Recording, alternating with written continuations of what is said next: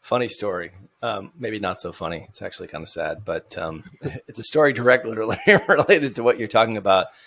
So we run Google Ads, we run search, we run branded search, non-branded search campaigns. We do some YouTube, but primarily we go after that market. But we also do a fair amount of Facebook. So what we really do is top of funnel stuff on Facebook, because we can't really expect people to just kind of come in and, hire us sight unseen. Like, they need to know that we're actually good and we do what we say, and know, like, and trust and all that sort of stuff. So, this podcast is one way to do it, I suppose, but then we do it through Facebook video ads, through what we refer to as level 0 traffic. And it's a really great way of, accumulating lots of audiences on platform, by the way, which you can then obviously retarget. And we have a retargeting campaign on Facebook. But for some reason, I'm not exactly sure why, it might have been the CEO founder's decision, which was horribly wrong and flawed. We'll say misguided. Yeah, misguided, is that person decided to shut off our Facebook ads on September 1st. And while our Google ads were still going, we were getting, leads in from Google, and we were doing a pretty good job of that, like sort of within our KPI. All of a sudden, everything just dried up.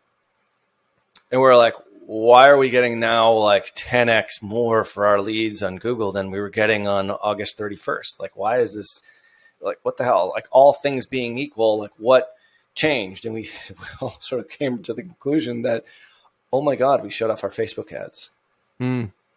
So here we are, like, doing stupid stuff like that. We realized it, thankfully, within a very short period of time, and then got things back. But what we were thinking is that, if we're running level 0 traffic, which is sort of more branded ads, and then we're retargeting them, or then we're targeting sort of the branded keywords like tier 11, that kind of thing.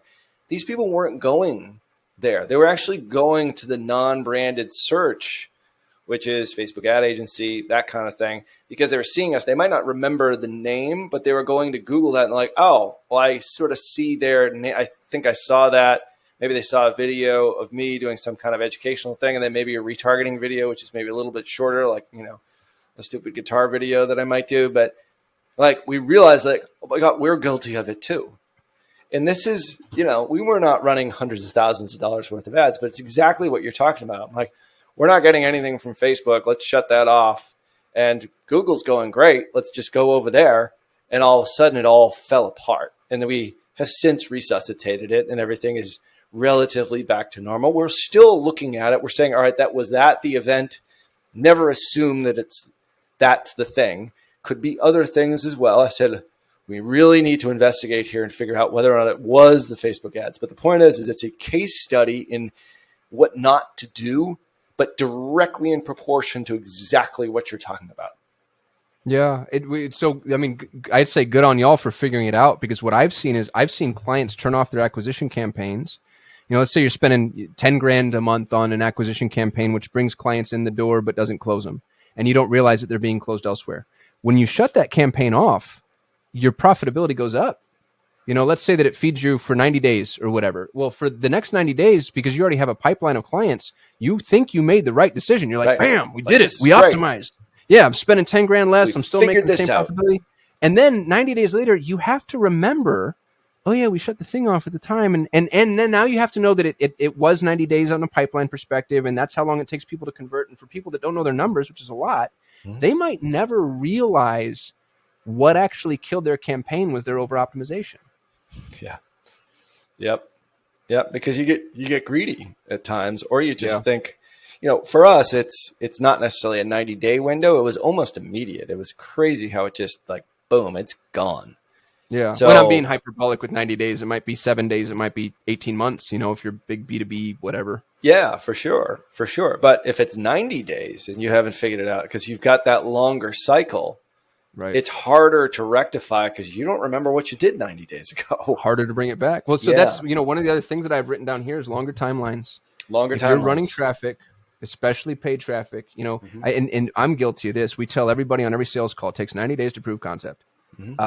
We'll probably still say that for smaller campaigns, but you need to be willing to invest for a longer period of time to really see not just what's going to work on the micro, but what's going to work on the macro. What's your overarching conversion lift? How many more brands, impressions are you getting? What's the impact to your organic search? Those types of things. It's no longer the turn it off, turn it on. Yeah. There's the faucet of traffic is no longer a good strategy. Turn it That was the best on, turn analogy I it could come up off. with. I like Yeah. that. The faucet, The traffic faucet. the traffic faucet. Where, once again, you did it. You crystallized the whole episode right there. That's the future of traffic, is the faucet. Do not turn off the faucet. Keep the faucet on.